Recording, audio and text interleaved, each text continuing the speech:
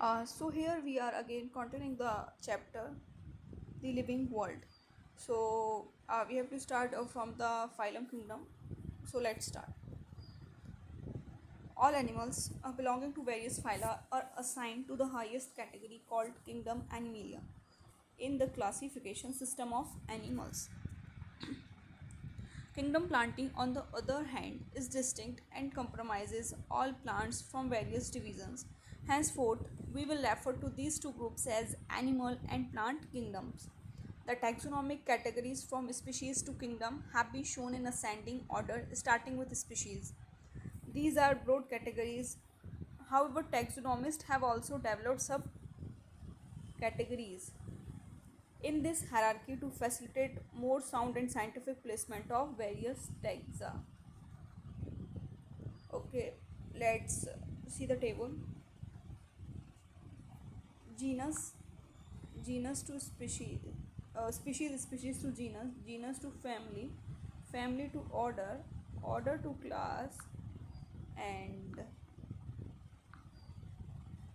class to phylum or division, then on kingdom.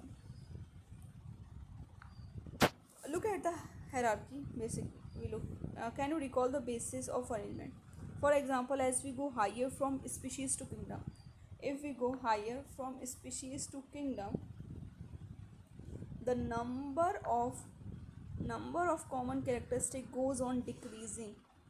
Lower the taxa, more are the characteristics that members within the taxon share. Higher the category, greater is the difficulty of determining the relationship to other taxa at the same level. Hence, the problem of classification becomes more complex.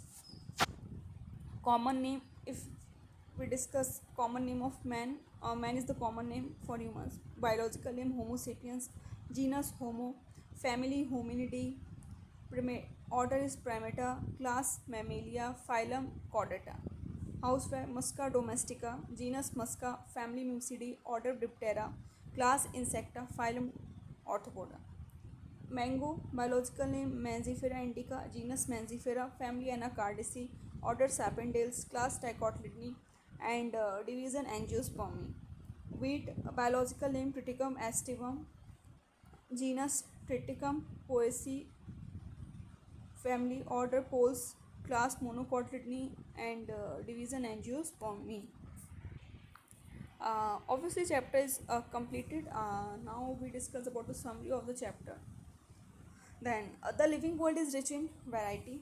Living world is rich in variety. Millions of plants and animals. Millions of plants and animals have been identified and described, but a large number still remains unknown. The very range of organism in terms of size, color, habitat, physiological and morphological features make us seek the defining characteristic of living organism. In order to facilitate the study of kinds and diversity of organisms, biologists have evolved certain rules and principles for identification, nomenclature and classification of organisms. The branch of knowledge dealing with these aspects is referred to as taxonomy.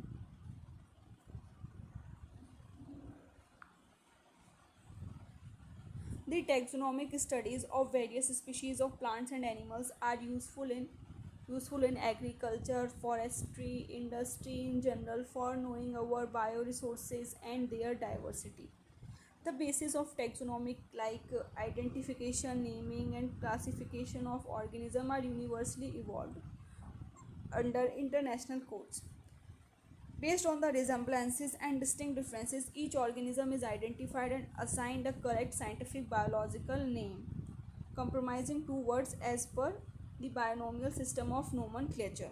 An organism represents, occupies a place or position in the system of classification. There are many categories, ranks, and are generally referred to as taxonomic categories or taxa. All the categories constitute a taxonomic hierarchy. So here's your chapter is completely, this is very easy chapter for NEET.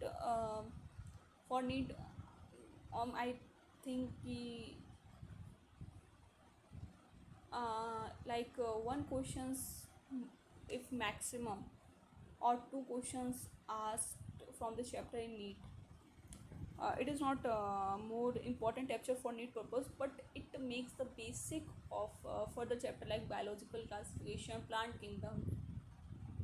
So I think it is not required a second part. I have to complete that on the first part, but due to some issues I make second video of this lecture. So thank you for watching this lecture.